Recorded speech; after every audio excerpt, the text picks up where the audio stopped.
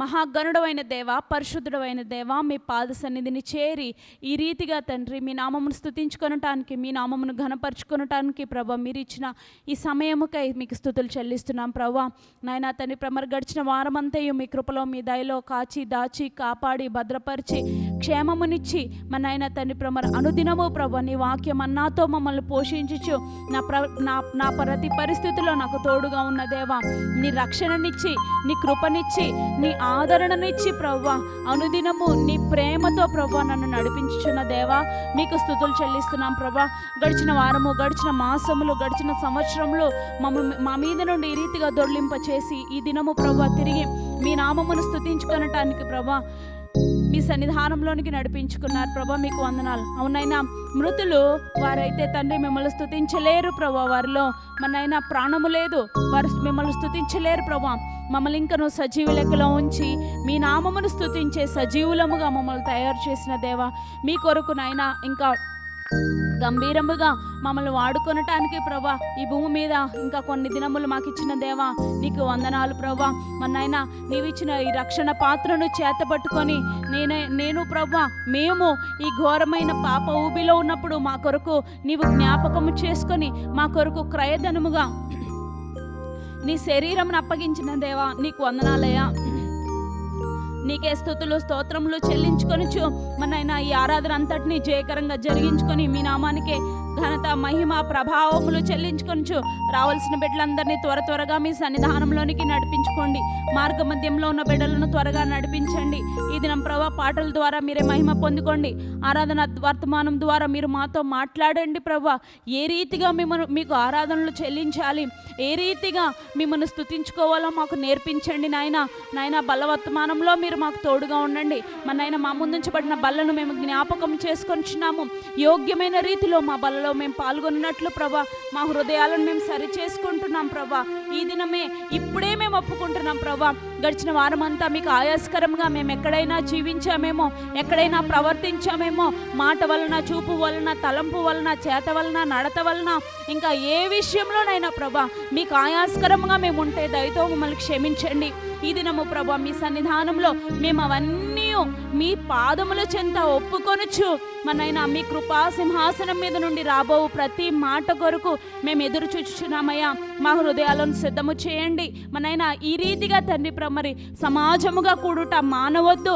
ఒకరినొకరు హెచ్చరించుకొనుచు ఇంకా ఆ దినము సమీపించుకొలది మరి ఎక్కువగా మీ సన్నిధానములో సమాజముగా కూడుకొనుట మానవద్దని మీ వాక్యం సెలవిస్తుంది ఆయన. అవునైనా అనుదినము ప్రభా మన్నైనా ఈ ప్రార్థనా కాల కూడికల్ని ప్రభా జయకరంగా జరిగించుచు అనేకులను రప్పించుచున్న దేవా మీకు వందనాలు. ఇంకా రాబోయే వారమంతా కూడా ప్రభా ఆ రీతిగానే అనేకులను నడిపించి నీ వాక్య సందేశములు మాకు వినిపింపచేయండి. ఈ 40 దినములు ప్రభా మీ పాదముల చెంత మా మూడు వారిపైన మా ఆత్మీయ జీవితాలను మేము పెట్టుచున్నాం నాయన. చిగురింప చేయండి, మాలో మా ఆత్మను ఉజ్జీవింపచేయండి. మన్నైనా తండ్రి చచ్చుబడిపోయిన మా ఆత్మలలో దీపమును, మా ఆత్మదీపములను వెలిగించండి నాయన. మీరే కృప చూపించండి. ఈ దినము ప్రవ్వ మరి ముఖ్యంగా మనైనా మీ వాక్యము మీ దాసులు అందించబోచుండగా ఆయనను బలపరచండి. మీ ఆత్మతో నింపి మీ బూరగా వాడుకొని ప్రవ్వ ఇంకా అనేక విషయాలను, లోతైన సత్యాలను మాకు నేర్పించే మనైనా చక్కని దాసులు మాకు దయచేశారు. మీకు వందనాలు. ఆరాధన వర్తమానంలో నీ బోరగా నన్ను కూడా వాడుకొని ప్రభా అనేకులకు తండ్రి ప్రమ్మని నీ ఆరాధనలోనికి నడిపించే కృప నాకును దయచేయమని, ఇంకా తండ్రి ప్రమరి ఆరాధన అంతటిని మీకు మర్యాదకరముగాను సాతానుకు అవమానకరముగాను జరిగించుకొనమని మాతో కలిసి సార్వత్రిక సంఘము మరి ఎక్కడెక్కడైతే ఆరాధనలు జరుగుతున్నాయో ఒక ఊరు రాజమండ్రి మనైనా ఇంకా అనేక చోట్ల ఎక్కడెక్కడైతే మీ ఆరాధనలు జరుగుతున్నాయో అక్కడ తండ్రి మీ సన్నిధి కాంతిని ఉదయింపచేసి ఈ దిన పరిచర్య ద్వారా కొన్ని ఆత్మలైనా మీరు రక్షింపండి నాయన, రక్షించుకోండి. కొన్ని ఆత్మలైనా మీరు ప్రభా ఆకర్షించండి ప్రభా. మీకు వందనాలు చెల్లిస్తున్నాము. ఇంకా తండ్రి మరి ప్రభా సార్వత్రిక సంఘమైన అనేక దేశాలలో ఉన్న ప్రతి సంఘాన్ని మేము జ్ఞాపకం చేసుకొనిచున్నాం. ప్రతి ఒక్కరిని ప్రభా మనైనా సర్వజనులకు ఈ సువార్త అందింపచేయుచుండగా కొన్ని ఆత్మలైనా మీరే రక్షించుకొని సమస్త మహిమ ఘనత ప్రభావములు మీరే పొందుకొనమని ఈ దిన పరిచర్య అంతటిని మీ చేతులకు అప్పచెప్పుకొనచ్చు, ఈ కూడిక అంతటిని మీ చేతులకు అప్పచెప్పుకొనచ్చు, ఈ ఆరాధన అంతటిని క్రమముగాను మీ నామానికి మహిమకరముగాను జరిగించుకొనమని యేసు ఘనమైన పరిశుద్ధమైన నామములో ఈ ప్రార్థన అడిగి వేడుకొని ప్రార్థిస్తున్నాం మా పరమ తండ్రి, ఆమేన్.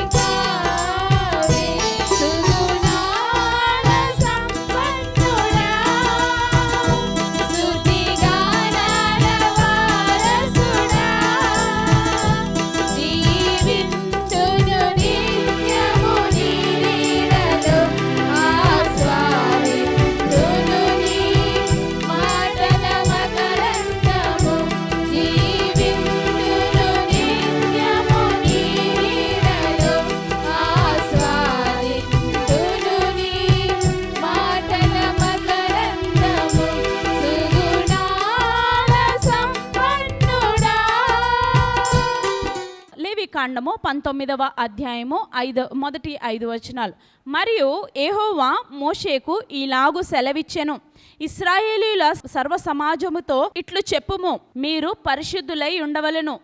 మీలో ప్రతివాడును తన తల్లికిని తన తండ్రికిని భయపడవలెను. నేను నియమించిన విశ్రాంతి దినములను ఆచరింపవలెను. నేను మీ దేవుడనైన యెహోవాను. మీరు వ్యర్థమైన దేవతల తట్టు తిరగకూడదు, మీరు పోత విగ్రహములను చేసుకొనకూడదు. నేను మీ దేవుడనైన యెహోవాను. మీరు యెహోవాకు సమాధాన బలి అర్పించినప్పుడు అది అంగీకరింపబడినట్లుగా అర్పింపవలెను. ఏంటంట, దేవుడైన యెహోవాయే ఈ మాటను చాలా స్పష్టంగా చెప్తున్నారు. మనము తల్లిదండ్రులైన వారికి, ఇహలోక తల్లిదండ్రులకు, మన తల్లి అయినా తండ్రి అయినా దేవునికి మనము భయపడాలి, మనము పరిశుద్ధులమై ఉండాలి. ఇంకేంటంట, విశ్రాంతి దినమును ఆచరించాలి, మర్యాదతోనూ గౌరవముగాను ఆచరించాలి. ఇంకేంటి, వ్యర్థమైన దేవతల తట్టు తిరగకూడదు. ఇంకొక చక్కని మాట చెప్పాడు, మీరు అర్పణలు అర్పించినప్పుడు ఎలా అర్పించాలంట, అది అంగీకరింపబడినట్లుగా అర్పించాలి. మనం ఏదో వచ్చామా, ఏదో మాట వరుసకు అర్పించామా అంటే అది ఎన్నటికీ కూడా అది దేవునికి అంగీకారం కాదు, అది దేవునికి ఇష్టమైనది కాదు. గనుక మనం ఎలాగ అర్పించాలంటే దేవుడు స్వయంగా ఆయన చెప్తున్నాడు, మీరు నాకు అంగీకరింపబడినట్లుగా అర్పించాలి. అంగీకరింపబడాలంటే ఏం చేయాలి, మనలో ఏ లోపమైనను, ఏ మచ్చ అయినను, ఏ ముడత అయినను, ఏ కళంకమైనను లేకుండా, మరి మనం ఎవరితో అయినా సమాధానం లేకపోతే సమాధానపరుచుకొని ఆయన గడిచిన వారమంతా మనం ఏ రీతిగా అయితే జ్ఞాపకం చేసుకున్నారో ఆ రీతిగా మనం ఆయన్ను స్తుతించుకోవాలి, ఘనపరుచుకోవాలి కదా. ఆయన చేసిన ప్రతి కార్యమును బట్టి ఆయనను స్తుతించుకొనుచు ఆయన ఎదుట మన హృదయములు ఎలా ఉండాలి, ట్రాన్స్పరెంట్గా ఉండాలి. ఆయనతో సమాధానము కలిగి అప్పుడు ఈ సమాధానార్థమైన బలులు మనం ఆయనకు అంగీకారముగా ఉండేలాగా మనము అర్పించుకోవాలి.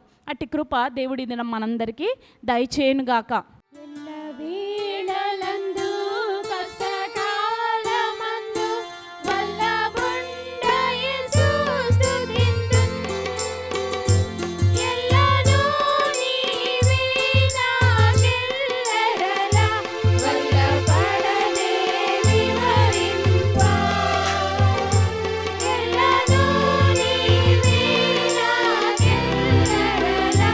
వల్ల పడనే వివరింప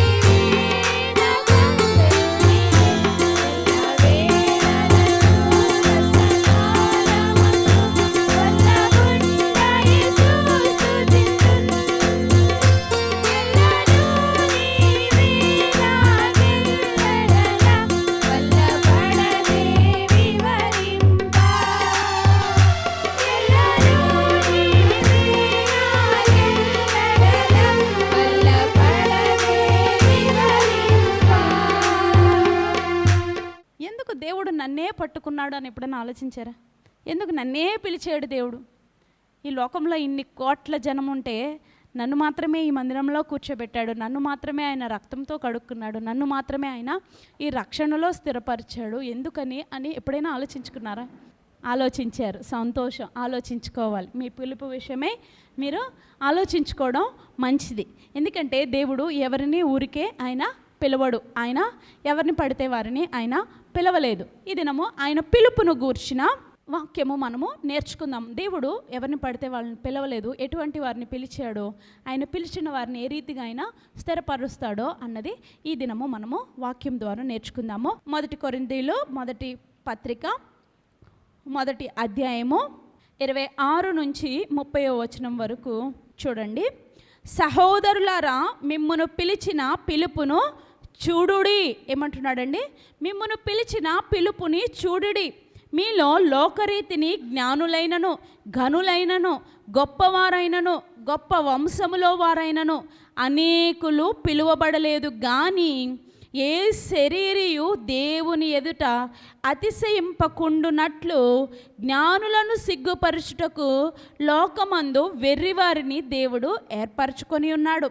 బలవంతులైన వారిని సిగ్గుపరచుటకు లోకములో బలహీనులైన వారిని దేవుడు ఏర్పరచుకొని ఉన్నాడు. ఎన్నికైన వారిని వ్యర్థము చేయుటకు లోకములో నీచులైన వారిని, తృణీకరింపబడిన వారిని, ఎన్నికలేని వారిని దేవుడు ఏర్పరచుకొని ఉన్నాడు.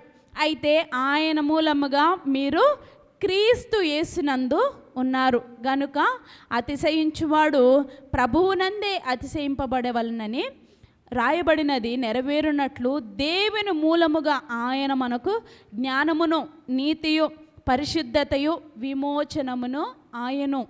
దేవుడు ఈ పరిశుద్ధ వాక్యమును మన వినికిడిలో దీవించునుగాక. చూసారా ఏమంటున్నాడు? సహోదరులారా, మీ పిలుపు విషయమై ఒకసారి చూడండి. దేవుడు ఈ లోకంలో జ్ఞానులైన వారు ఉన్నారు, ఘనులైన వారు ఉన్నారు, గొప్ప వంశాలలో నుండి వచ్చిన వారు ఉన్నారు. అయితే వారందరినీ దేవుడు ఇష్టపడలే. ఆయన మీద ఉన్న విశ్వాసమును బట్టి విశ్వసించిన వారిని అందరినీ ఆయన నీతిగా ఆయన ఏర్పాటు చేసుకున్నాడు.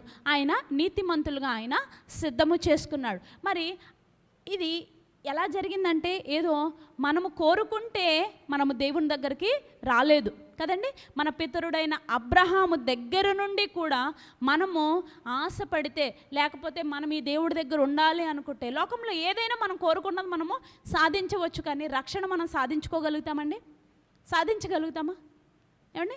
ప్రపంచంలో పట్టుదలతో ఎన్నైనా సాధించుకోవచ్చు. కానీ పరిశుద్ధ గ్రంథంలో ఉంది, ఒకడు సర్వలోకమును సంపాదించుకొని దేవునిని విడిచిపెడితే వాడికి ఏమి లాభము అని ఉంది కదా. అంతే కదా. అది మన హృదయంలో ఆయన ఆకర్షించాలి. ఆ యోహాను సువార్తలో ఉంటుంది అన్నమాట. యోహాను సువార్త 6:44 చూడండి. నన్ను పంపిన తండ్రి వానిని ఆకర్షించితేనే గాని, ఏంటంటే నన్ను పంపిన తండ్రి వానిని ఆకర్షించితేనే గాని ఎవడునూ నా యొద్దకు రాలేడు. అంత్యదినమున నేను వానిని లేపుదును. చాలండి. చూసారా పైన ఏముంది? తండ్రి మనల్ని ఆకర్షించాలి. ఏదో ఊరికినే మనకు విశ్వాసం వచ్చేసింది అంటే రాలా. దేవుడు ఆకర్షించాడు. తండ్రి మనల్ని ఆకర్షించాడు, మనల్ని పిలుచుకున్నాడు. ఆయన కొరకు నిత్యమైన నిబంధన నీతో నాతో ఆయన చేశాడు. మన హృదయంలో ఆయన విశ్వాసాన్ని ఉంచాడు. మనం ఆ విశ్వాసాన్ని ఆయన ఎదుట అనుదినము కనుపరుచుచున్నాము. జ్ఞానులైన వారు ఏం చేస్తారో తెలుసా? వారి జ్ఞానమును వాడతారు కదా. అందుకే యుద్ధాల్లో కానీ, లేకపోతే ఈవెన్ సోల్జర్స్ కూడా ఇప్పటికీ కూడా వాళ్ళు బాగా బ్రిలియంట్స్ని తీసుకున్న పైన దీనికే తీసుకుంటారు తప్ప, వీటిలో యుద్ధ భూమిలో డైరెక్ట్గా ఆన్ ద ఫీల్డ్ అయితే, వార్ ఫీల్డ్లో వాళ్ళు ఏం చేస్తారంటే చాలా మీక్గా ఉన్న వారినే తీసుకుంటారు. యుద్ధాల్లో వారి సొంత జ్ఞానం వారు వాడితే చాలా ప్రమాదం. అందుకే పైన అధికారి చెప్పేది, అధికారికి లోబడే వారినే వాళ్ళు అక్కడ యుద్ధ భూమిలో పెడతారు. అయితే వాళ్ళకి ట్రైనింగ్ కూడా అలాగే ఇస్తారు.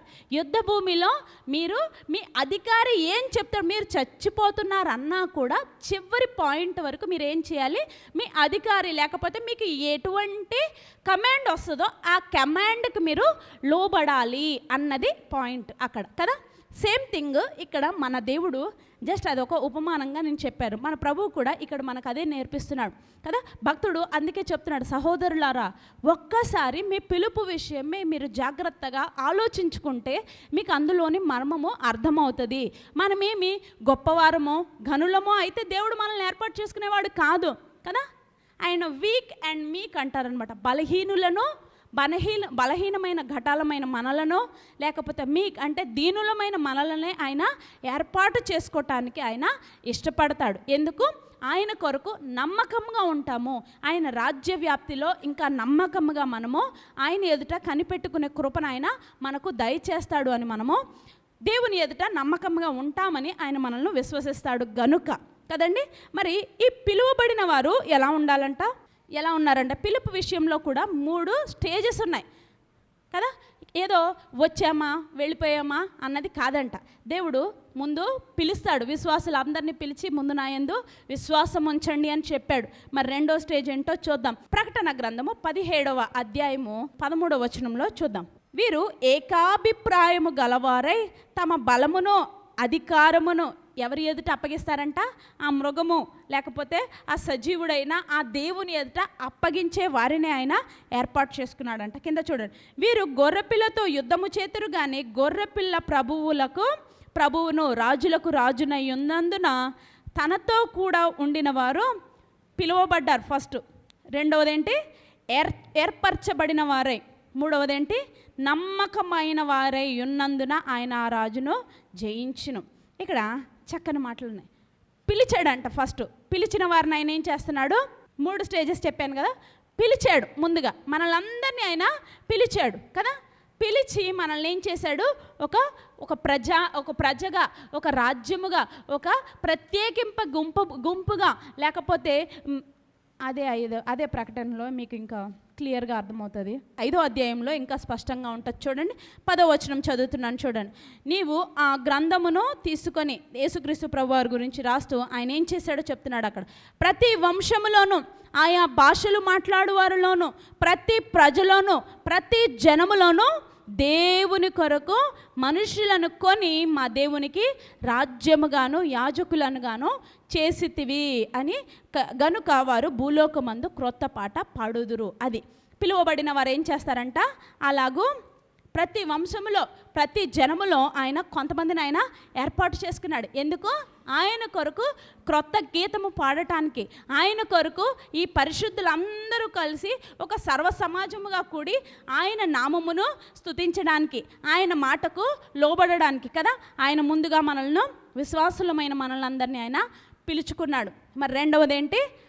ఏర్పాటు చేసుకున్నాడు. ఏర్పాటు ఊరికి ఎవరిని పడితే ఆయన వారిని ఏర్పాటు చేసుకోడు. నీవు ఈ దినము ఈ మందిరంలో ఈ చోటు పలానా చోటు నువ్వు కూర్చోవాలనుకున్నా కూడా ఆయన ఏర్పాటు, ఆయన ఆలోచన, ఆయన తలంపు లేనిదే నీవు నేను కూర్చున్నామంటున్నారా? ఆయన అనుమతి లేనిదే నీవు నేను కనీసం ఇలా కళ్ళు తెరిచి కూడా కళ్ళు మూయలేం కదండి. అంతేనా? అది కేవలం ఆయన ఏర్పాటు, ఆయన ఆలోచన నీ మీద నా మీద ఉన్నది గనుకనే. రెండవ విషయం ఏం చూసాము? ఏర్పాటును గురించిన వాక్యం చూసాము.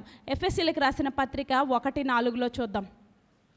ఇంకా మనల్ని ఆయన ఏ రీతిగా ఏర్పాటు చేసుకున్నాడో అన్న విషయం ఇంకా క్లియర్గా ఆయన అక్కడ రాయించారు. ఎట్లనగా తన ప్రియుని యందు తాను ఉచితముగా మనకు అనుగ్రహించిన తన కృపా మహిమకు, దేవుడు అనుగ్రహించిన కృప, దేవుడు అనుగ్రహించిన మహిమ, కీర్తి కలుగునట్లు, దేవునికి మహిమ కలుగునట్లు తన చిత్త ప్రకారము ఆయన దయా సంకల్పము చెప్పున మనము కొనుక్కుంటేనో లేకపోతే మనము దేవుణ్ణి పిలిస్తే కాదు, కానీ ఆయన చిత్త ప్రకారము ఆయన దయా సంకల్పము చెప్పున క్రీస్తు యేసు ద్వారా తనకు కుమారులుగా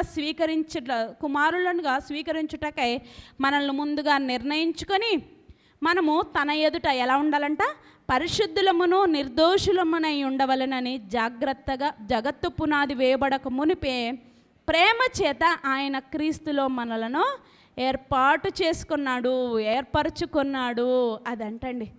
మనము ఇది మన వలన కలిగినది కాదు, క్రీస్తు యొక్క కృప చేత, ఆయన దయా సంకల్పము చెప్పున ఆయన మనమున్న స్థితిలోనే ఆయన నిన్ను నన్ను ఆయన కొనుక్కున్నాడు, నిన్ను నన్ను ఏర్పాటు చేసుకున్నాడు. ఆయన కొరకు నమ్మకమైన ఘటములనుగా మనల్ని ఆయన తయారు చేయటానికి ఆయన ఇష్టపడ్డాడు. చూడండి, మొదటగా పిలిచాడు, రెండవదిగా ఆయన ఏం చేశాడు, మనల్ని ఏర్పాటు చేసుకున్నాడు, మూడవదిగా మనల్ని నమ్మకమైన వారిగా ఆయన తయారు చేస్తున్నాడు. ఎలాగో అదే ఎఫెసీయులకు రాసిన పత్రిక 1:8 ఉంది చూడండి. కాలము సంపూర్ణమైనప్పుడు జరగవలసిన ఏర్పాటును బట్టి ఆయన తన దయా సంకల్పము చెప్పున తన చిత్తమును గూర్చిన మర్మము మనకు తెలియజేసి మనకు సంపూర్ణమైన జ్ఞాన వివేచన కలుగుటకు ఆ కృపను మన ఎడల విస్తరింపచేసి ఆయన కొరకు ఒక సెపరేట్ జనాంగముగా ఆయన మనల్ని ఏర్పాటు చేసుకున్నాడు. చిన్న బిడ్డలు ఉన్నారు, వాళ్ళు కనీసం 30 ml కూడా తాగలేని పరిస్థితి. చంటి బేబీ, ఒక 1 day 2 days బేబీ అయితే కొన్ని పాలు ఇస్తాం కదా, అలా స్లోగా పాల మీద అలా నడిపిస్తూ ఉంటాం. ఆ చిన్న బేబీని మనం అందరం ఎంత అయిపోయామో కేవలం అక్కడి నుంచి మనకి ఇవ్వబడిన ఆ పోషకాలు లేకపోతే ఆ ఆహారమును బట్టి. ఆ తర్వాత 6 నెలలు అయిన తర్వాత స్లోగా కొంచెం మెత్తని తెస్తాం. ఆ తర్వాత స్లోగా వాళ్ళు తినగలిగినట్టు అట్లా స్టేజ్ బై స్టేజ్ వాళ్ళని ఏం చేస్తాం, మనము బలపరుస్తూ వారికి వాళ్ళు తినగలిగినంత ఆహారం వారికి ఇస్తాం. దేవుడు కూడా మనకి ఇక్కడ అదే చేశాడు. ముందుగా మనల్ని చంటి పిల్లలమైన మనల్ని ఆయన పిలుచుకున్నాడు. ఆయన ప్రేమలో, ఆయన కృపలో, ఆయన దయా సంకల్పం చెప్పున ఆయన చిత్త ప్రకారము నిన్ను నన్ను ఆయన పిలుచుకొని ఏర్పాటు చేసుకున్న మనలందరినీ కాలము సంపూర్ణమైనప్పుడు ఆయన ఏం చేస్తున్నాడు, ఈ మర్మములన్నీ ఇంకా క్రీస్తు ప్రేమ ఎందుకు నీ ఎడల నా ఎడల వెల్లడిపరచబడిందన్న మర్మములన్నిటినీ ఉంటూ ఆయన ఇంకా ఘనముగా గంభీరముగా మనకు నేర్పిస్తూ ఆయన ఏం చేస్తున్నాడు, మనల్ని ఇంకా ఆయన కొరకు నమ్మకమైన విశ్వాసులనుగా ఆయన తయారు చేసుకున్నాడు. మరి మనమందరము ఇంత నమ్మకముగా తయారు చేయబడిన మనమందరం ఏం చేయాలి? 1 తిమోతి 6:15 చక్కని ఆరాధన మనకు అక్కడ దేవుని గురించి చాలా మంచి మాటలు కనబడతాయి. శ్రీమంతుడును అద్వితీయుడునగు సర్వాధిపతి యుక్త కాలమందు ఆ ప్రత్యక్షతను కనుపరచును.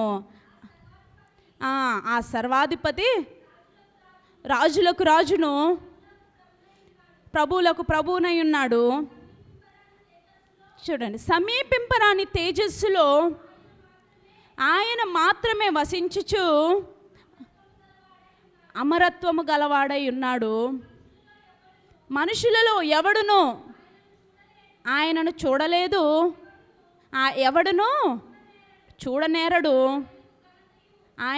ఆయనకు ఘనతయు శాశ్వతమైన ప్రభావమును కలిగి ఉండునుగాక, ఆమేన్. ఇదంట పరిశుద్ధులు ఈ రీతిగా ఆయనకు ఆరాధనలు చేయాలంట. ఎందుకు? ఆయన అమరత్వమును బట్టి, ఆయన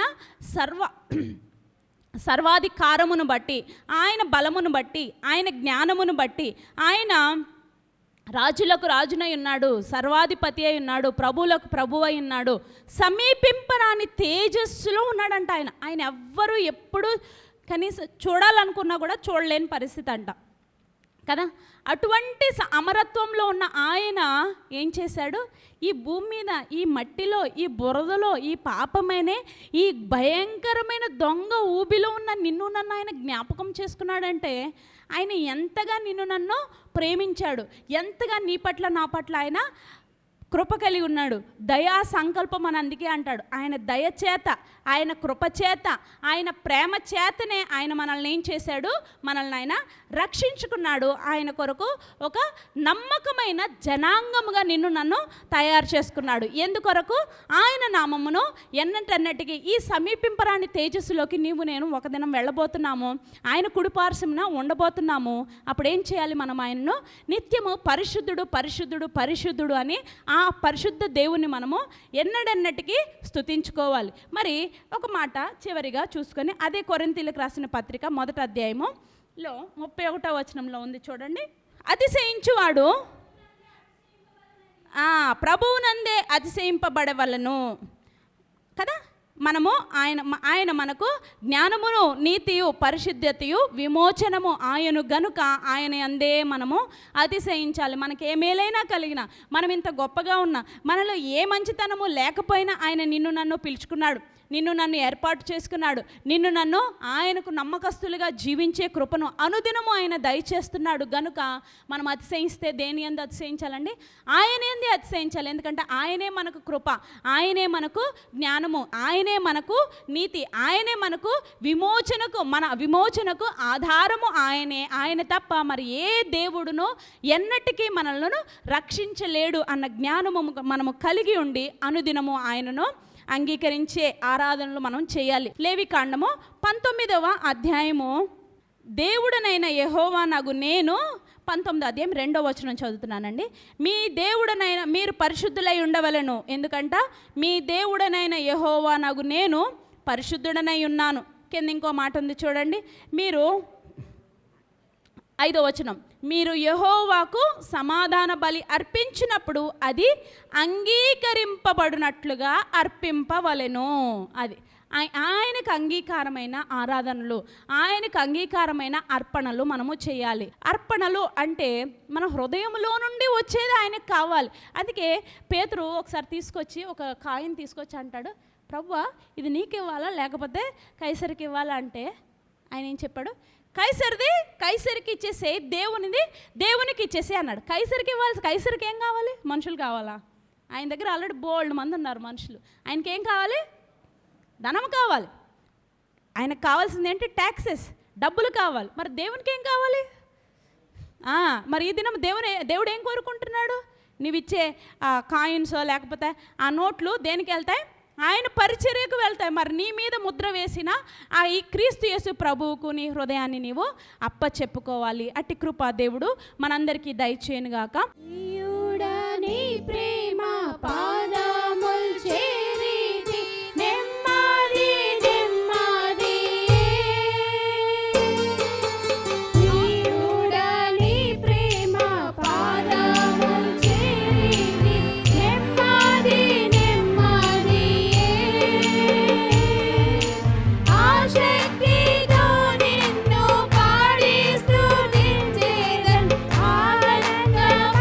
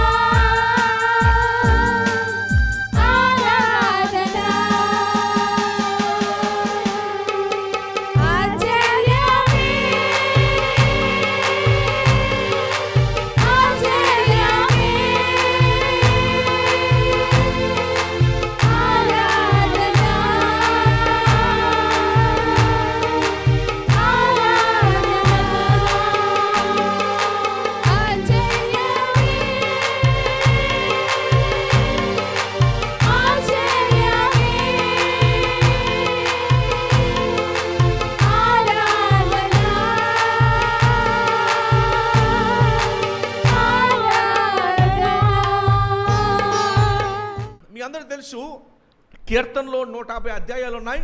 అందులో 73 ఏమో దావీదు గారు రాశారు. 73 సామ్స్ 73 రాశారు. మిగతావి మోషే, సొలొమోన్, కోరహు కుమారులు అలా వారు రాయడం జరిగింది. ఈ యొక్క 25వ కీర్తనలో ఒక మాటని మీకు జ్ఞాపకం చేస్తాను.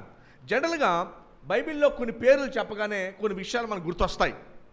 అబ్రహాము అని అనగానే విశ్వాసం గుర్తొస్తుంది. నోవాహు అని అనగానే ఏం గుర్తొస్తుంది? వాడ గుర్తొస్తుంది. ఏమండి? సొలొమోన్ అనగానే ఏం గుర్తొస్తుంది? జ్ఞానం గుర్తొస్తుంది కదండి. దానియేలు అని అనగానే ఏం గుర్తొస్తుంది? ప్రార్థన గుర్తొస్తుంది. ఇంకా సింహాల బోన్ గుర్తొస్తుంది. తర్వాత యోసేపు అని అనగానే ఏం గుర్తొస్తుంది? ఆయన రాజు అయ్యాడు అని గుర్తొస్తుంది. దావీదు అని అనగానే ఏం గుర్తొస్తుంది? దేవుని హృదయానుసారుడు అనే మాట గుర్తొస్తుంది.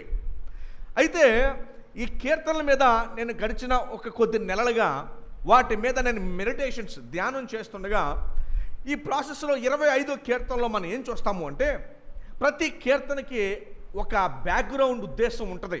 ఏమండి? అయితే ఈ 25వ కీర్తన ఎలాంటి కీర్తన అంటే, దావీదు దేవుని హృదయానుసారుడు అన్న విషయాన్ని సూచిస్తుంది. 25వ కీర్తన ఏం సూచిస్తుందంటే, దావీదు దేవుని హృదయానుసారుడు. హృదయానుసారుడు అంటే అర్థం ఏంటంటే, చూడండి, జనరల్గా ఏం చెప్తారంటే, ఏమండి నేను శరీరం అయితే ఇతను నా ఆత్మ అని అంటూ ఉంటారు. ఏమంటారు? నేను శరీరం అయితే ఇతను నా ఆత్మ అంటే ఏంటి? నేను ఎలాగో ఈయన కూడా అలాగే, నాకులాగే ఆలోచిస్తాడు, నాకులాగే చేస్తాడు. సో దేవుడి హృదయానుసారుడు దావీదు అంటే అర్థం ఏంటంటే, దేవుడు ఏ విషయాలనైతే ప్రేమిస్తాడో ఆ విషయాల్ని దావీదు ప్రేమించేవాడు. దేవుడు ఏ విషయాన్ని ద్వేషించేవాడో దావీదు కూడా ఆ విషయాల్ని ద్వేషించేవాడు. దేవుని హృదయం పాపం విషయం ఎలాగుంటుందో, పరిశుద్ధత విషయం ఎలాగుంటుందో అదే రీతిలో దావీదు గారు హృదయం కూడా అలానే పనిచేస్తుంది. ఓకేనండి? మీకు 25 కీర్తనలో ఒక వచనాన్ని మీకు పరిచయం చేస్తాను. చూడండి, 11వ వచనం మీకు పరిచయం చేస్తాను నేను. 11వ వచనంలో ఏముందంటే, దావీదు చూడండి, ఈ 25వ కీర్తనలో 22 వచనాలు ఉన్నాయి. ఈ 22 వచనాల్లో మనం ఏం చూస్తామంటే, దావీదు హృదయము దేవుని హృదయంతో సరితూగింది. ఈరోజు మనకి కూడా పాఠం ఏంటంటే, దేవా నా హృదయము కూడా దావీదు హృదయం వరే చేయండి. మన ప్రార్థన ఈరోజు సంఘంగా ఏంటంటే, దేవా మరి దావీదు మాత్రమే కాదు నీ హృదయానుసారుడిగా ఉన్నది, నా హృదయం కూడా నీ హృదయానుసారిగా చేయి. అర్థమైందండి? మన ప్రార్థన ఏంటి ఈరోజు? మీ ప్రార్థన ఏంటండి? దేవా మరి దావీదు హృదయము నీ హృదయానుసారానికి ఉంది కదా, అలానే నా జీవితాన్ని, నా హృదయాన్ని కూడా మరి నీకు దగ్గరగా ఉండేలా చేయి. ఏమండి? మరి దావీదు యవనస్తుడిగా ఉండేటప్పుడు 16-15 సంవత్సరాల్లో ఆయన ఉండేటప్పుడు మరి దేవుని కొరకు గొప్ప పాటలు, కీర్తనలు పాడాడు. వయసు 16లో రాజుగా అభిషేకించబడ్డాడు. ఏమండి? వయసు 16-15లోనే చిన్న పిల్లవాడుగా ఉండగానే రాజుగా అభిషేకించబడ్డాడు. ఆ వయసు నుండి కూడా మరి దేవుని విషయంలో భయభక్తులు కలిగి జీవించాడు. దేవుని యొక్క ధర్మశాస్త్రాన్ని ప్రేమించాడు. అలాంటి హృదయాన్ని ఆయన కలిగి ఉన్నాడు. ఈరోజు మీ ప్రార్థన ఏమై ఉండాలంటే, దేవా మరి నా హృదయము కూడా, దేవా మరి నీ హృదయం లాగా చెయ్యండి. దావీదు హృదయం ఎలాగ ఉందో నన్ను కూడా అలాగే చెయ్యండి. ఈరోజు మన ప్రార్థన అదే అయి ఉండాలి. ఓకేనండి? మన ప్రార్థన ఏమై ఉండాలంటే, దేవా మరి నేను కూడా నీ హృదయానుసారుడు అనే పేరు నేను తెచ్చుకోవాలి. మరి దేవుని హృదయానుసారుడు కాకపోతే లోక హృదయం మనకు ఎంటర్ అయిపోతుంది, లోకము మన హృదయం ఎంటర్ అయిపోతుంది. బైబిల్ చెప్తుంది లోక హృదయము మనం కలిగి ఉండకూడదు.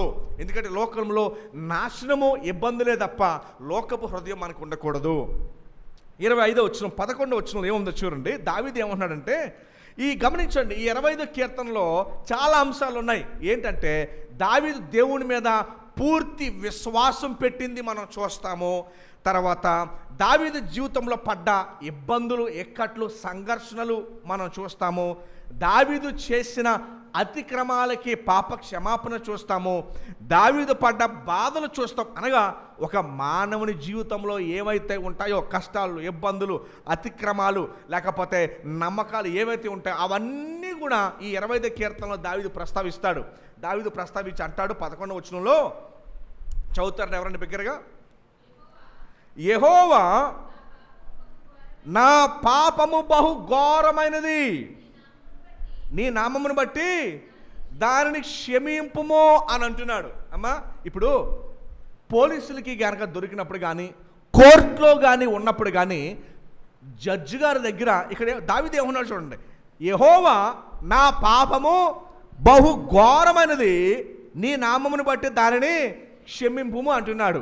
కోర్టులో కానీ పోలీస్ స్టేషన్లో కానీ మనం ఎప్పుడు క్షమాపణ కోరతాం, ఎప్పుడు ఎక్స్క్యూజ్ కోరతాం, ప్లీజ్ సార్ వదిలేయండి సార్ అని ఎప్పుడు అడుగుతామంటే మొదటిసారి చేసినప్పుడు, లేకపోతే తెలియనప్పుడు ఏమంటామంటే సార్ చిన్నదే సార్, ఇంకెప్పుడు చేయనండి, ఇంకెప్పుడు ఇది ఒక్కసారికి ఏమనుకో వదిలేండి సార్.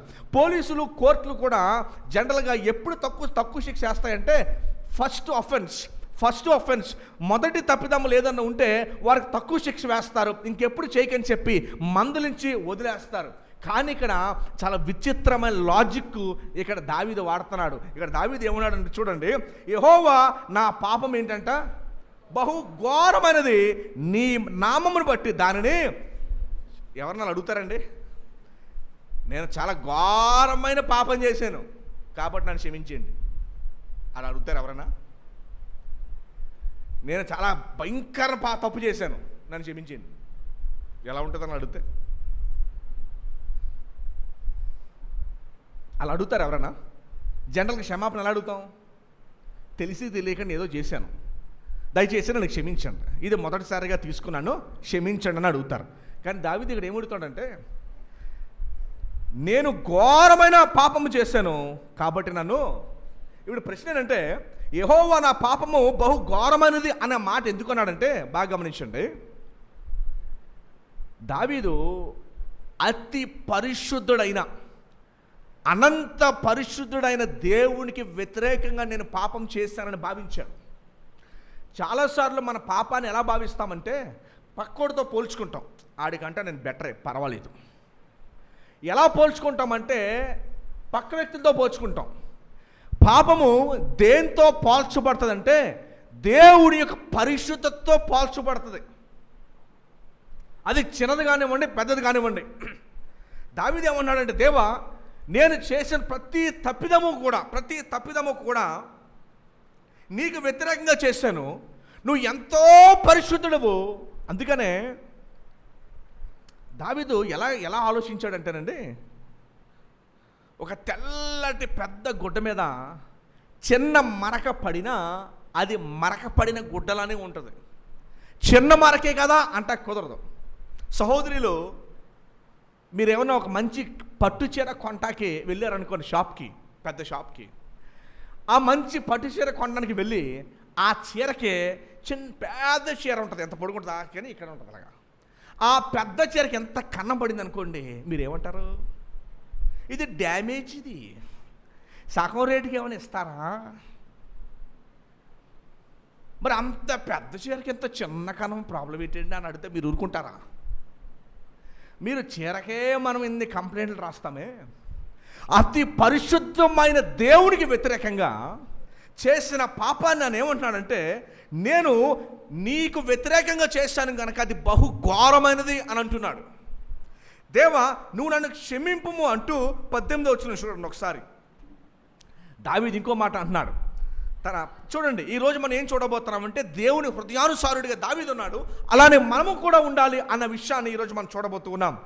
18వ వచనం ఏమన్నా చూడండి, నా బాధను నా వేదనను కనుగొనము. దావీదు హృదయం ఏముందంటే అండి, బాధ ఉందంట.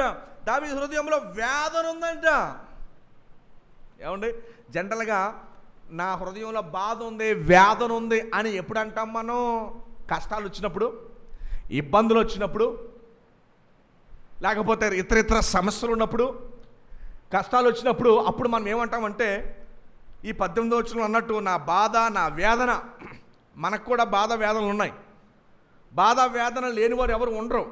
కానీ దావీదు బాధ వేదన ఏంటో చూడండి ఒకసారి. నా బాధను నా వేదనను కనుగొనము, నా బాధ నా వేదన ఏంటో తెలుసా అని అంటూ, నా పాపములన్నిటినీ క్షమింపుము అని అంటున్నాడు. దావీదుకి తన శరీర రుగ్మతుల కన్నా, వచ్చిన ఇతర కష్టాలు కన్నా, దావీదు ఏమన్నాడంటే, దేవా నా బాధ నా వేదన ఏంటో తెలుసా, నా హృదయంలో దాగి ఉన్న పాపమే నాకున్న బాధ, నాకున్న హింస అని అంటున్నాడు. అమ్మా గ్రహిస్తున్నారా? వింటే కానీ అర్థం అవుతాం. చెవులు గలిలో వాడు వినుడుగాక. ఆయన బాధ ఏంటి, ఆయన వేదన ఏంటంటే, ఆయనకున్న శరీర బాధల కన్నా, ఆయనకున్న ఇతర బాధల కన్నా ఆయనకున్న అతి పెద్ద భారం బాధ ఏంటంటే, దేవా నా హృదయంలో దాగి ఉన్న పాపము నాకు ఎక్కువ నొప్పి తీసుకొస్తుంది, నాకు ఎక్కువ టెన్షన్ తీసుకొస్తుంది, నాకు ఎక్కువ బాధను తీసుకొస్తుంది అంటున్నాడు. మనకి ఏది బాధను తీసుకొస్తుంది జనరల్గా? మనకి ఏది నొప్పిని తీసుకొస్తుంది జనరల్గా? సంఘం లోకం బాధపడినట్టు బాధపడకూడదు. లోకం దేన్ని బట్టి బాధపడుతుంది? ఏమి తిందుమా, ఏమి త్రాగుదుమా, ఏమి ధరిద్దుమా అన్న విషయాలు బట్టి లోకం బాధపడుతూ ఉంటుంది. అయితే దేవుణ్ణి నమ్ముకున్న మీరు ఏ విషయాన్ని బట్టి బాధపడాలంటే, ఇంకో 18వ వచనంలో చెప్తున్నాడు, దావీదు బాధ, దావీదు వేదన ఏంటో తెలుసా? జనరల్గా అయ్యగారు పలానా సమస్య కోసం ప్రార్థన చేయండి అని చెప్పి మన అనేకమైన ప్రార్థన అవసరాలకు వస్తాం. కానీ దావీదు వచ్చి అడుగుతున్నాడు, అయ్యగారు నా కోసం ప్రార్థన చేయండి, నా పాపములు అన్నీ క్షమించబడేటట్టు అని ప్రార్థన అడిగాడు. చార్లెస్ స్పర్జన్ భక్తుడు ఈ 18వ కీర్తన గురించి రాస్తూ ఏమన్నాడంటే, క్రైస్తవులతో వచ్చిన సమస్య ఏంటంటే, వారికి చిన్న ఇబ్బంది సమస్య రాగానే వారి యొక్క దృష్టి అంతా కూడా వారి సమస్య తీరిపోవాలి అన్న విషయం మీదే కేంద్రీకృతం అవుతుంది, కానీ దేవుని మీద కేంద్రీకృతం అవ్వదు, దేవుని వైపు చూసే ఉద్దేశం ఉండదు అని అంటున్నారు. దావీదు చింత ఏంటి? దావీదు దేవుని హృదయానుసారుడని పిలువబడ్డాడు కదా. అమ్మ మరి మీరు దేవుని హృదయానుసారంగా పిలువబడాలి అంటే మన అతి పెద్ద సమస్య ఏంటో తెలుసా? మన హృదయంలో ఉన్న దాగి ఉన్న పాపం, ఈర్ష, అసూయ, గర్వం, ఇష్టానుసారంగా మాట్లాడే నోరు, నాలిక, దేవుణ్ణి ఆరాధించలేకపోవటం, ఆయన పని చేయలేకపోవటము, మనల్ని మనం అధికముగా ప్రేమించుకోవటం, ఇది మన హృదయంలో దాగి ఉన్న పాపం. ఏమో అర్థమవుతుందా? దావీదు అంటున్నాడు, నా బాధ, నా వేదన కనుగొనవు యేసయ్యా, ఇది నా బాధ, ఇది నా వేదన. ఏమండి, మనము మన పాపముల్ని కప్పుకొని అందులో నుంచి క్షమాపణ లేకుండా మనము దేవా నాకు సహాయం చేయండి, నన్ను ఆదుకోండి అంటే దేవుడు అంటున్నాడు, ఇదిగో ముందు నీ హృదయంలో ఉన్న లెక్క తేల్చుకోమని దేవుడు మనతో మాట్లాడుతూ ఉన్నాడు. సో దావీదు బాధ మన బాధ అయి ఉండాలి, దావీదు వేదన మీ వేదన అయి ఉండాలి. దావీదు అంటాడు, దేవా నా బాధ, నా వేదన కనుగొని వేసయ్యా, నా బాధలోంచి నన్ను రక్షించు, నా వేదనలోంచి నన్ను రక్షించు అని ప్రార్థన చేస్తున్నాడు. ఏంటయ్యా నీ బాధ, అనే వేదన అంటే, ఇదిగో నా శరీర రుగ్మతల కన్నా, నాకున్న ఇబ్బందుల కన్నా నా పాపము నాకు ఎక్కువ నొప్పి తీసుకొస్తుంది అంటున్నాడు. మీకు ఎక్కువ ఏది నొప్పి తీసుకొస్తుందమ్మా? మీ హృదయంలో దాగి ఉన్న పాపం మీకు నొప్పి తీసుకొస్తుంది అసలు? అది బాధ తీసుకొస్తుందా? అయ్యో ఈ పాపము నాకు నొప్పి తీసుకొస్తుంది అంటున్నాడు దావీదు. దయచేసి గమనించండి, దావీదు యొక్క హృదయానుసారుడు అనే మాటను మనం జ్ఞాపకం చేసుకుంటూ ఉన్నాం. తరచూడు 8వ వచనం చూడండి ఒకసారి. అదే అధ్యాయము 28వ వచనంలో ఆయన అంటున్నాడు, ఏమన్నా చూడండి, దేవుని యొక్క లక్షణం గురించి మాట్లాడుతూ ఉంటున్నాడు. ఆయన లక్షణం గురించి మాట్లాడుతూ, యెహోవా ఉత్తముడును యథార్థవంతుడై ఉన్నాడు, కావున తన మార్గములను గూర్చి ఆయన పాపులకు ఉపదేశించును. జనరల్గా గమనించండి, జనరల్గా మరి దేవుని గురించి మనం ఆలోచించినప్పుడు పాపులకు తీర్పు తీర్చేవాడిగా మనం చూస్తాం, పాపులను మరి శిక్షించే వ్యక్తులుగా మనం చూస్తూ ఉన్నాం. అయితే 8వ వచనంలో దావీదు ఏమన్నాడంటే, దేవా మరి నా హృదయము ఎలా ఉందంటే 9వ వచనంలో దీనత్వం కలిగి ఉందంట. దావీదు అంటున్నాడు, దేవా నా హృదయము దీనత్వముగా ఉంది కనుక నేను పాపము చేసినను నాకు నీ మార్గాలు ఉపదేశించేసయ్యా, నాకు నీ మార్గాలు దయచేయి అని అంటున్నాడు. తర్వాత ఒక పేజీ వెనక తిప్పితే 25వ అధ్యాయంలోనే 4వ వచనంలో చూడండి, దావీదు ఇంకా ఏమడుగుతున్నాడు. 4వ వచనం దావీదు దేవుని దగ్గర నుంచి ఏమడుగుతున్నాడు చూడండి. దావీదు బాధ, దావీదు దేవుడి దగ్గర నుంచి ఏమడుగుతున్నాడో కూడా మనం చూద్దాం. చూడండి, దేవుడు పరమ వైద్యుడు అని పిలుస్తాం ఆయన్ని. ఏమని పిలుస్తామండి? పరమ వైద్యుడు అని పిలుస్తాం. ఎవ్వరికి తెలియని వైద్యము దేవునికి తెలుసు. ఎందుకంటే మన సృష్టికర్త మనల్ని ఎలా రిపేర్ చేయాలో ఆయనకి తెలుసు. మానవులు అందరూ కూడా ఏమనుకుంటారంటే ఈ శరీరానికి తగిలే దెబ్బ, వీటి అవసరాలే అవసరతలు, ఇవే నింపబడాలి, ఇవి ఒక్కటే మానవుడిగా మనం చూస్తాం. కానీ పరమవైద్యుడు అలా చూట్ల. పరమవైద్యుడు దేన్ని రిపేర్ చేయడానికి చూస్తున్నాడంటే ఈ చొక్కాయి లోపల హృదయం ఉంటుంది లోపల, దానిని రిపేర్ చేయడానికి ఆయన చూస్తూ ఉన్నాడు. దావీదు దాన్ని తెలుసుకున్నాడు.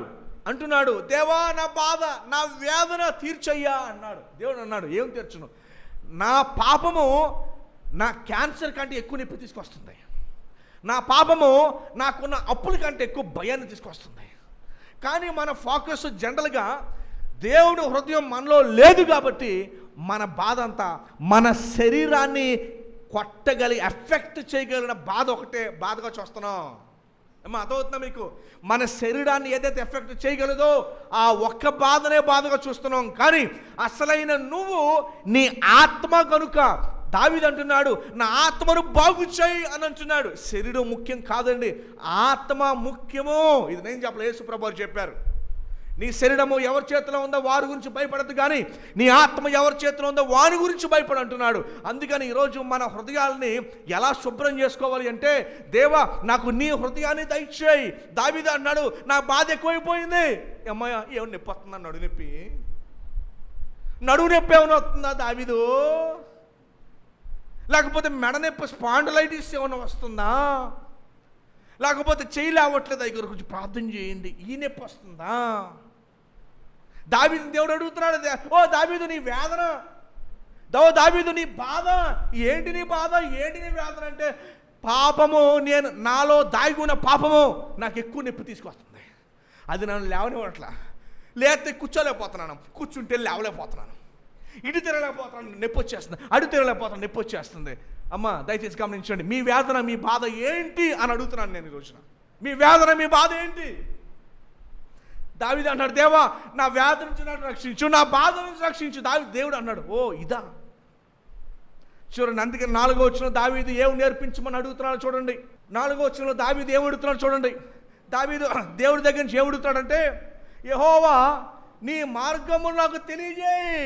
అయ్యయ్యో, ఏమని అడుగుతున్నాడు దేవుడిని? నీ మార్గము నాకు తెలియజేయని అడుగుతున్నాడు. నీ త్రోవలు నాకు తేటపరచు. ఏమండి, నాకు కనపట్లేదు అంటున్నాడు. నాకు తేటపరచు యేసయ్యా, వచ్చి నన్ను నీ సత్యమును అనుసరింపజేసి నాకు ఉపదేశము చేయి. దావీదు అడుగుతాడు, 3 విషయాలు అడిగాడు. ఏమడిగాడు? నీ మార్గాలు నాకు తెలియజేయి, నీ త్రోవలు నాకు తెలియజేయి, నీ సత్యము నాకు తెలియజేయి. ఇది అడుగుతున్నాడు. 10వ వచనంలో ఏమన్నా చూడండి. ఆయన చేసిన నిబంధనను, ఆయన నియమించిన శాసనములు గైకొని వారి విషయంలో యెహోవా త్రోవలని ఎలా ఉంటాయంట? ఇప్పుడు చూడండి, ఇప్పుడు మనం నా వైపు చూడండి ఒకసారి అమ్మా. ఇక్కడ సీన్ ఏంటంటే 25వ అధ్యాయము దావీదు హృదయానుసారుడు అని చూపిస్తుంది. ఏం చూపిస్తుంది? మరి హృదయానుసారుడు అంటే ఏంటో మనం తెలుసుకోవాలి కదా. అని ఏమన్నాడు అంటే, నా బాధ నా వేదన ఎక్కువైపోయింది యేసయ్య అంటున్నాడు. ఏంటి నీ బాధ నీ వేదన? నా బాధ నా వేదన తెలుసా? నాలో దాగి ఉన్న పాపము నాకు ఎక్కువ నొప్పి తీసుకొస్తుంది, ఎక్కువ టెన్షన్ తీసుకొస్తుంది, ఎక్కువ బాధను తీసుకొస్తుంది. అతీసే అని అంటున్నాడు. తర్వాత దావీదు దేవుడి దగ్గర నుంచి ఏమడుగుతున్నాడంటే 3 విషయాలు అడిగాడు. ఏమడిగాడు? నీ మార్గాలు, త్రోవలు, సత్యము నాకు తెలియజేయి. నీ మార్గము, నీ త్రోవ, నీ సత్యము నాకు తెలియజే అని దేవుని అడుగుతూ 10వ వచనం ఏమన్నాడంటే, నీ శాసనములు అవి కృపా సత్యములే కానీ అవి భారమైనవి కావు. అవి భారమైనవి. నేను ప్రశ్న అడుగుతాను మిమ్మల్ని. జనరల్గా దేవుని యొక్క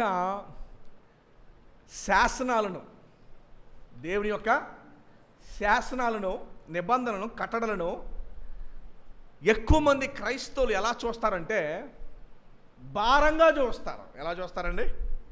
చాలా భారంగా చూస్తారు. ఎలాంటి భారంగా చూస్తారంటే, అమ్మో దేవుడి పని చేయొద్దు అన్నాడు, అక్కడికి వెళ్ళొద్దు అన్నాడు, ఏమో నాకు ఇష్టం, దేవుడు అది చేయొద్దు అంటున్నాడు. దేవుని యొక్క కట్టడలు చాలామంది విశ్వాసులకి, అంటే ఎక్కువ మంది విశ్వాసులకి ఎలా అయిపోయిందంటే భారం అయిపోయింది. ఏమైపోయినాయి? మిమ్మల్ని ప్రశ్న అడుగుతాను, very simple answer, simple question. దేవుని యొక్క శాసనములు మీకు భారమైనవా, లేకపోతే అవి మీకు ఏంటి? క్వశ్చన్లోనే ఆన్సర్ నేను ఇచ్చినట్టుగా మీరు భావించారు. ఏమని? మీకు భారమైనవా అంటే అబ్బాయి పాస్గా ఈ భారం ఇచ్చింది, మేము పాటించమంతే. అవి మాకు భారం కాదండి, మేము పాటించమంతే. ఈ భారం అంటారు టైగర్, దేవుడిచ్చిన భారం అనొచ్చండి, కానీ పాటించమంతే. నువ్వు పాటించవంటేనే అర్థం భారమైనవని. నేను క్లారిఫై చేస్తాను ఈ విషయంలో. ఎందుకంటే చాలామంది విశ్వాసులు ఏమంటారంటే, అమ్మో దేవుని ఆజ్ఞల్లో దేవుని నడకలు నడవాలంటే చాలా కష్టమండి, అవి మాట్లాడుకున్నారు ఏంటి, కరెక్ట్ నడవాలంటే ఎవరి వల్ల అవుతుందండి, చాలా కష్టం అవదు అసలు, ఇలా కొంతమంది మాట్లాడతారు. దేవుడు ఎక్కడా కూడా ఆయన ఆజ్ఞలను బలవంతంగా పాటించమని చెప్పట్లేదు. దావీదు ఏంటంట? దేవుని హృదయానుసారుడు అంటండి. మన ప్రార్థన ఏంటి? దేవా నా హృదయం కూడా అలాగే ఇచ్చాయి, ఇది మన ప్రార్థన. దావీదు అన్నాడు, దేవా నా వేదన ఎక్కువైపోయింది అన్నాడు, నా బాధ ఎక్కువైపోయింది అన్నాడు. ఏంటయ్యా నీ బాధ అంటే, నాలో దాగి ఉన్న పాపం అది దేవుడికి నన్ను దూరం చేస్తుంది కదా, అది నాకు ఎక్కువ నొప్పిని తీసుకొస్తుంది, అది నాకు ఎక్కువ బాధను తీసుకొస్తుంది. కావాలంటే ఒక పేజీ వెనక తిప్పండి అమ్మా, ఒక్క పేజీ. 22వ కీర్తన చూసారండి? 22వ కీర్తన. 22వ కీర్తనలో ఇది యేసు ప్రభు గురించి ప్రవచనాత్మకమైన కీర్తన, గుడ్ ఫ్రైడే రోజు కీర్తన ఇది. కానీ దావీదే రాశాడు, దావీదు కీర్తన ఉంది. దావీదు ఏమన్నాడు చూడండి, నా దేవా నాకు అన్నం పెట్టవా, నా దేవా నాకు కష్టాలు తీర్చవా, నా దేవా ఏమన్నాడు ఇక్కడ? నన్ను ఎలా, నా బాధ ఏంటో తెలుసా, నాకు నువ్వు దూరం అయితే నాకు బాధ. 11వ వచనం చూడండి ఒకసారి. శ్రమ వచ్చి ఉన్నది, సహాయం చేయవాడు ఎవడునూ లేడు, నువ్వు నాకు సహాయం చేయయ్యా. తర్వాత వచ్చిన అలాగే ఉందండి, తర్వాత వచ్చిన అలాగే ఉందండి. ఏముందండి? నాకు దూరముగా నుండకము.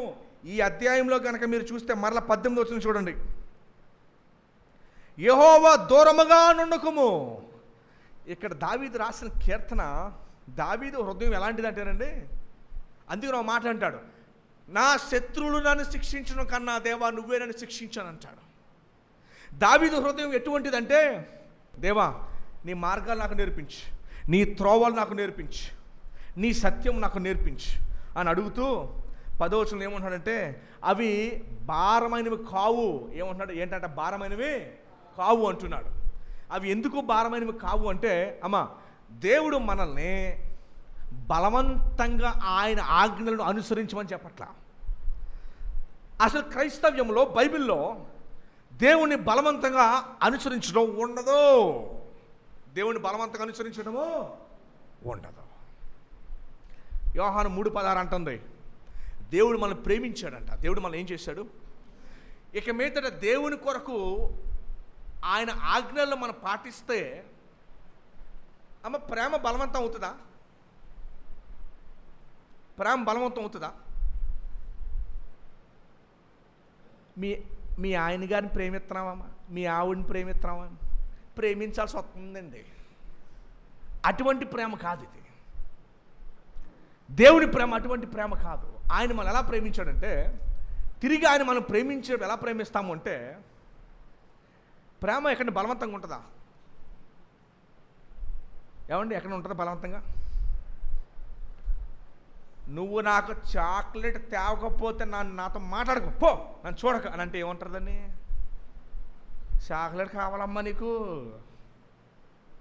నువ్వు పువ్వులు తీసుకొస్తే తప్ప నీ పువ్వులు తేవాలమ్మా నీకు, నీ మొహం తెస్తాను నీకు. ఏమండి, ప్రేమ షరతులతో ఉంటుందా?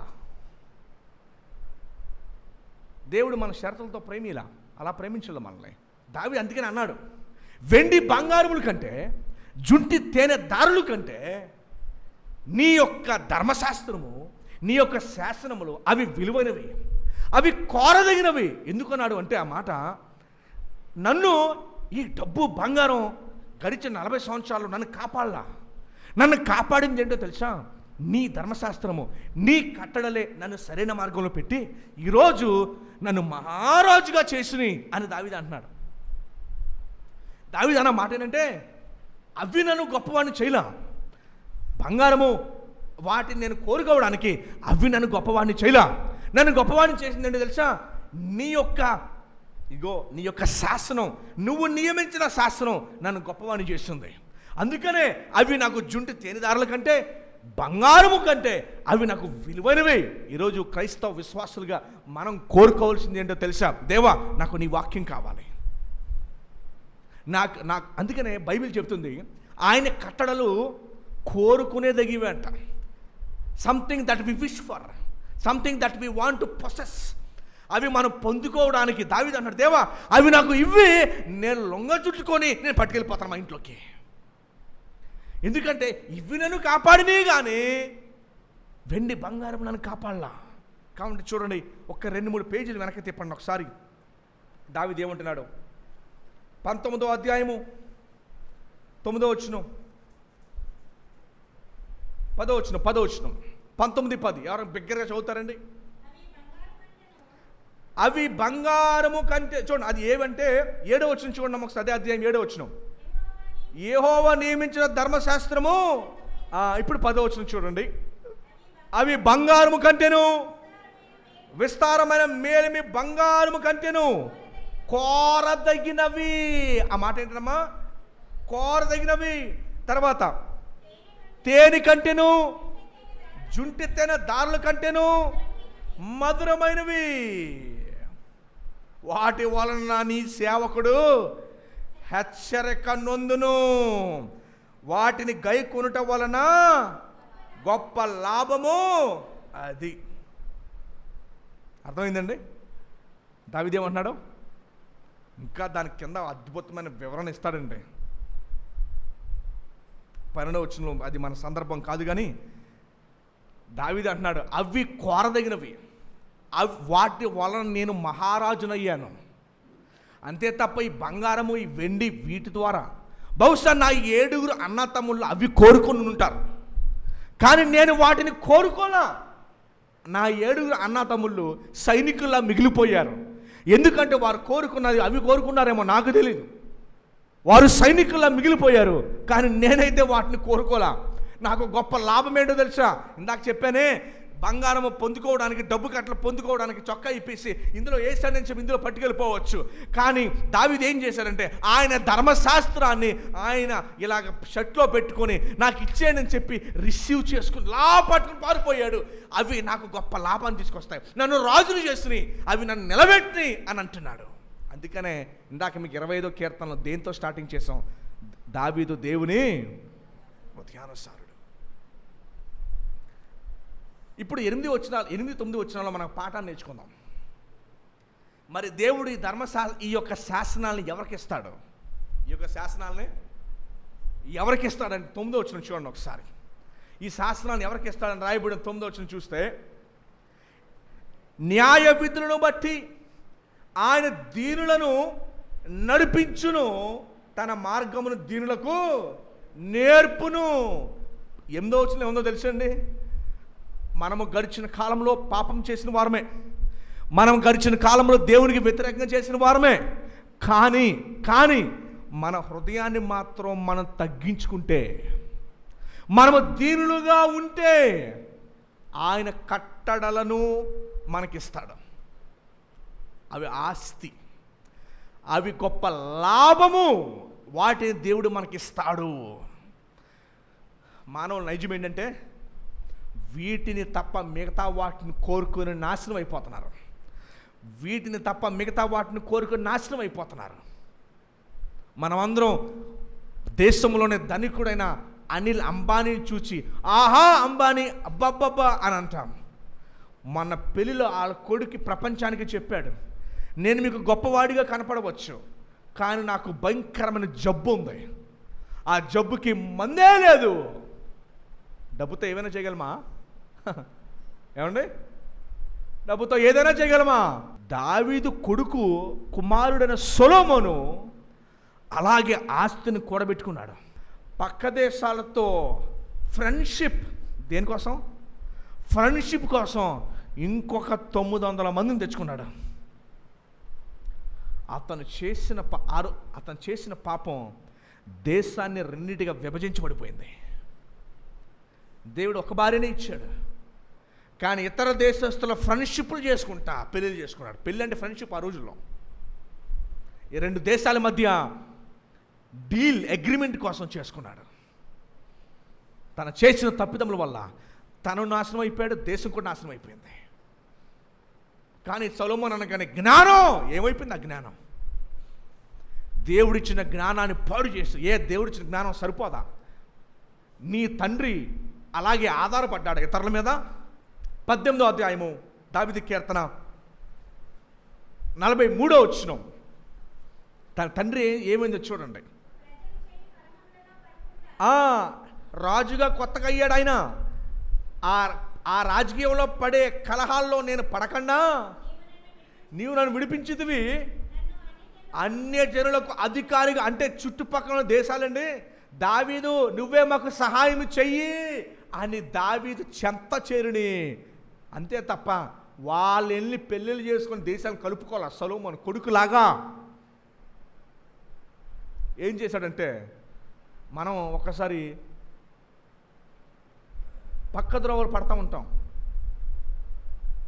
దావీదు అలా చేయలా. సౌలు చేశాడు అలాగా. దేవుడు చెప్పాడు, ఆ దేశం నుంచి ఏమీ తీసుకురాకు నువ్వు అని చెప్తే సైన్యం తింటారని తీసుకొచ్చా, బంగారం ఖర్చులకు ఉంటుందని తీసుకొచ్చా. అయితే దేవుని ఆత్మ ఈరోజు నిన్ను విడిచిపెట్టి వెళ్ళిపోయింది. అంతకంటే బ్యాడ్ న్యూస్ ఎవరికి ఉండదు. షార్ట్ కట్స్ వెతుక్కోవద్దు. దేవునికి శాసనం బట్టే మనం నడుద్దాం. షార్ట్ కట్స్ మనం వెతుక్కోవద్దు. దేవునికి శాసనం బట్టే మనము నడుద్దాం. అవి భారమైనవి కావు నువ్వు ఆయన మీద ఆధారపడితే. సొలొమోను అలా చేయలా. సొలొమోను అట్లా చేయలా. సొలొమోను ఏం చేయలేదు సార్? షార్ట్ కట్స్ వెతుక్కున్నాడు, సొంత ప్లానింగ్ వేసుకున్నాడు. మరణము చాలా భయంకరంగా అయింది. దేశం విభజించబడిపోయింది. నార్త్ పోయింది, సౌత్ వేరే దిక్కుకు పోయింది. 13వ వచనం. ఇది దేవుడు మనకిచ్చే ప్రామిస్. దేవుడు మనకిచ్చే ప్రామిస్. తన బాధ, దేవా నా పాపము నాకు ఎక్కువ బాధను తీసుకొస్తుంది. దావీదు గొప్ప ఆస్తిపరుడు. ఆస్తి సొలొమోనుకి వచ్చింది. దేవుడు అడిగాడు, సొలొమోను నీకేం కావాలని అడిగాడు. నాకు ఇంకా ఆస్తి కావాలని అడగలా. దేవా నీ ప్రజలను నడిపించడానికి నాకు జ్ఞానాన్ని అని అడిగాడు. మనము కూడా దేవుని అదే అడగాలి. దేవా నీ ధర్మశాస్త్రం నాకు, నీ కట్టడలు నాకు ఇవి, అవి నాకు గొప్పని చేస్తాయి నన్ను. దావీదు గ్రహించాడు. ఎప్పుడైతే మనం అది అడుగుతామో 13వ వచనంలో ఇది మనకు జరుగుతుంది. అతని ప్రాణము నెమ్మదిగా ఉండును, అతని సంతానము భూమిని స్వతంత్రించుకొనును. దేవుని హృదయానుసారుడిగా మనమందరము కూడా ఉంటే, సహోదరుడు ఇద్దరు కలిపి, అప్పుడు మనకేమవుతుందంటే మన ప్రాణము నెమ్మదిగా ఉండును.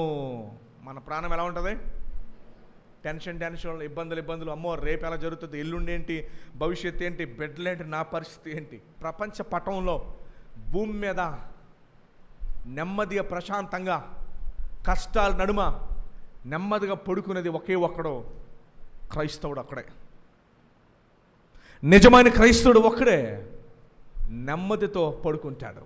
దావీదు అంటాడు, గాఢాంధకారపు లోయలలో నేను సంచరించునను అంటే సంచరిస్తాను. సంచరించే పరిస్థితులు వస్తాయి. నేను సంచరించునను, ఈ అపాయంకు నేను నీ దుడ్డికర్ర నీ దండము నన్ను ఆదరించి నన్ను సరిచేస్తుంది. అంత మాత్రమే కాదు, నా శత్రువుని కూడా కొడతది. దుడ్డికర్ర అంటే సైడ్లో ఇంత లావు కర్ర ఉంటుంది. తోడేళ్ళు మేకని గొర్రెల్ని పట్టుకుంటే ఈ దుడ్డికర్రతో వాటిని కొట్టగానే వదిలేసి వెళ్ళిపోతాయి. దేవుని దుడ్డికర్ర మనల్ని కాపాడుతుంది. మన శత్రువును సైతాన్ని కొట్టి తరిమేయటానికి అది కాపాడుతుంది దుడ్డికర్ర. దండం అంటే మనల్ని తప్పిపోతుంటే రైట్ మార్గంలో కొట్టి సెట్ చేస్తాడు. అట్లాంటి హృదయానుసారుడికి అతని సంతానము భూమిని స్వతంత్రించుకుంటారు. అనగా వాళ్ళు బ్రతికిన దినాలన్నీ కూడా దేవుడు వారికి లోటు లేకుండా నడిపిస్తాడు. ఎందుకంటే వారికి ఉన్న వాటి మీద ఆధారపడరు, వారికి ఉన్న వాటి మీద ఆధారపడరు, దేవుడి మీద ఆధారపడతారు. ఆయన పెద్ద బాధ వేదన ఏంటంటే ఆయనలో దాగి ఉన్న బాధ ఎక్కువ నొప్పిని తీసుకొచ్చింది ఆయనకి. అది తీసివేసి అన్నాడు, దేవుని దగ్గర నుంచి అడిగింది ఏంటో తెలుసా, దేవా నీ సత్యము నీ నిబంధనలు నాకు ఇవ్వి, అవే గొప్పవి, అవే నేను కాపాడిని గతంలో నన్ను కాపాడిని అవే. గొర్రెల సావిళ్ళలో నుంచి మహారాజు సింహాసనం మీద మెస్సయ్య తండ్రిగా దావీదు కుమారుడిగా పిలువబడ్డాడు, నన్ను నిలబెట్టిని అవే. మెస్సయ్యని భౌతికంగా చూడకపోయినా ఆత్మీయంగా తను చూశాడు. మెస్సయ్యని ఎంతో దీవించబడ్డాడు వ్యక్తి, చిన్న వ్యక్తి. గొట్ల సావిళ్ళలోంచి దేవుడు తీసుకొచ్చి ప్రపంచానికి గొప్ప మహారాజుగా అతను నిలబెట్టాడు. నిలబెట్ట మాత్రమే కాదు, ఆయన కుమారుడిగా యేసుప్రభుగా పేరు తీసుకొచ్చి యేసుప్రభు భూమి మీద నడుస్తున్నప్పుడు దావీదు కుమారుడు అని పిలువబడ్డాడు, ఆయన పేరుతో పిలువబడ్డాడు. అట్లాంటి గొప్పవాడిగా అయ్యాడంటే దావీదుకున్న ఏకైక గొప్ప లక్షణం ఏంటో తెలుసా, దేవుని హృదయానుసారుడిగా అతను జీవించాడు. దానియేలు, షద్రకు, మేషకు, అబేద్నెగో 4 స్నేహితులు వయసు 16లో బబులోను దేశానికి తీసుకొచ్చారు. కోటలో పనిచేయడానికి తీసుకొచ్చారు. కోటలో పనిచేయడానికి తీసుకొచ్చిన మొదటి రోజే వారు నపుంసకులుగా చేసేసారు. నపుంసకులుగా చేయబడ్డా అబ్బే మా విశ్వాసంలో మాత్రం మేము వైదొలగం. రాజుగారు తీసుకొచ్చిన ఆహారం మాకొద్దు, మేము ఏదైతే తింటామో యూదులంగా అదే మాకు పెట్టండి. దాదాపు వయసు 60 వచ్చేసింది. విగ్రహాన్ని నిలబెట్టాడు. ఆల్రెడీ ప్రైమ్ మినిస్టర్లు అయిపోయారు. సిచ్యువేషన్ అంత స్థితిలోకి ఉన్నారు. విగ్రహానికి దండం పెట్టండి అంటే లక్షల మంది మొక్కారు ఆయనకి. ఈ ముగ్గురు అలా నుంచున్నారు. వాళ్ళన్న, రాజా ప్రతి విషయంలో నీకు మొక్కుతాము కానీ ఈ విషయంలో మాత్రం నీకు మొక్కం. అసలు నీకు సమాధానం చెప్పాల్సిన పనే మాకు లేదు. ఈ విషయంలో నువ్వు మంటలో వెయ్యాలనుకుంటే వేసాయి, మా దేవుడు రక్షించే సమర్థుడు. ఒకవేళ రక్షించకపోయినను రాజా నీ విగ్రహానికి మాత్రం మేము నమస్కారం చేయము. అవునా, ఇసురువేయండిరా అంటే మనుషులు వెళ్ళి విసిరేస్తాయి. విసిరేయడానికి వెళ్ళిన వారు ఆ వేడికి కరిగిపోయారు మైనంలాగా. కానీ ఇలా ముగ్గురు మాత్రం నడుస్తూ ఉండగా 4 కనిపించారు. దానియేలు ఆ సమయంలో లేకపోయినా దేవదూత వారితో పాటు నడుస్తుండగా రాజు ఆశ్చర్యపడిపోయి, వేసింది ముగ్గురం కదా 4 ఉన్నారేంటి, ఎవరో ఆ 4 చూడగానే ఆశ్చర్యపడిపోయి వాళ్ళందరినీ అర్జెంటుగా బయట తీసుకెళ్ళి ఈ పాటికి ఆవిరైపోవాలి కదా, మైనంలాగా అయిపోవాలి కదా. బయటకు తీసేసరికి జుట్టు బట్టలు చూస్తే కనీసం అగ్నివాసన కూడా రాకుండా దేవుడిని వారిని కాచి కాపాడాడు. ఆనాడు చెప్పాడు దేశమందరికి, విగ్రహాన్ని పడగొట్టేయండి, దానియేలు దేవుడే దేవుడు అని రాజే ప్రకటించాడు. మన దేవుడు అంత గొప్ప దేవుడు.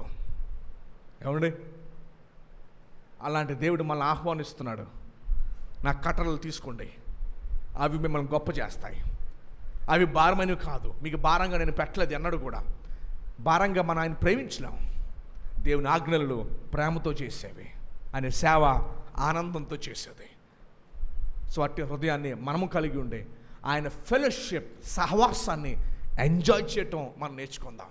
భారంగా భావించద్దు, ధన్యతగా మనం దాన్ని భావించి అది సంతోషాన్ని తీసుకొచ్చేది, ఆనందాన్ని తీసుకొచ్చేది, అవి గొప్పని చేసేది. అందుకనే దావీదు వాటినే కోరుకున్నాడు కానీ ఇక దేన్ని కోరుకోలా. అదే అతన్ని గొడ్డ సావిలో నుంచి మహారాజుగా చేసింది ఆయన ఆజ్ఞలు. సో మనమందరం కూడా దేవునికి హృదయానుసారంగా మనం జీవిద్దాం. అంటే జీవించడం అంటే అసలైన దోషం, పాపం అది తీసివేసే, అది దాని గురించి బాధపడదాం. దేవా నీకు దూరం అయిపోయినాయా కొద్ది నెలలుగా, దాని గురించి బాధపడదాం. నిన్ను ఆరాధించలేకపోయినాయా, దాని గురించి బాధపడదాం. నిన్ను ప్రేమించాల్సిందిగా నేను ప్రేమించలేకపోయినా నన్ను మన్నించండి, దాని గురించి బాధపడతాం. నీకు నేను జీవించాల్సిన విధంగా నేను జీవించలేకపోయినా ఎస్సయ్యా, బాప్తిసం తీసుకున్న నాటి నుండి ఈ రోజు వరకు నీకు నేను చాలా విషయాలు దూరం అయిపోయినాను, క్షమించండి. రైట్ నౌ ఇప్పుడు కూడా నీకు దూరంగా ఉన్నాను, నన్ను మన్నించండి, నన్ను క్షమించండి. అది మనకి బాధను తీసుకురావాలి. That should bring pain to our hearts. అది మనకి బాధను తీసుకురావాలి. అది మనకు వేదన తీసుకురావాలి, అది మనకి చింతను తీసుకురావాలి. అంతే తప్ప ఈ తాత్కాలికమైన శ్రమలు ఇవి కాదు బాధను తీసుకురావాల్సింది మనకి. అవి కాదు మనకి టెన్షన్ తీసుకురావాల్సింది. అవి ఈ రోజు రేపు పోతాయి, ఎల్లుండి వస్తే అవతల పోతాయి. అవి మనతో నిత్యం ఉండేవి కావు. మనతో పాటు ఉండాల్సింది నీ రక్షకుడు యేసుప్రభు నీతో పాటు ఉండాలి. అది మనకు బాధను తీసుకురావాలి, అది మనకు వేదన తీసుకురావాలి. ఆయన నాతో పాటు లేడే అనే బాధను తీసుకురావాలి. ఆ చింత, ఆ బాధ, ఆ భయము, ఆ గడిపిడి లేకుండా మన ఇక్కడి నుంచి వెళ్ళిపోయాం అనుకోండి, రేపొద్దున మనమే సమాధానం చెప్పుకోవాలి. మనకి ఆ బాధ మనకు ఉండాలి. దేవా నా బాధ, నాకు వేదన ఎక్కువైపోయింది యేసయ్య, నా పాపములన్నిటి నుంచి నన్ను విడిపించము.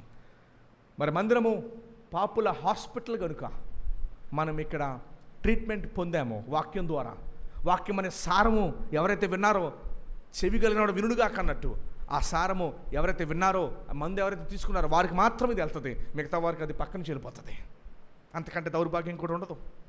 వాక్యం అలా వెళ్ళిపోయింది అనుకోండి, ఆహాహా ఎంత గొప్ప దీవెన, ఎంత గొప్ప ఆశీర్వాదం అలా వెళ్ళిపోయిందంటే అంతకంటే బాధ ఇంకోటి ఉండదు.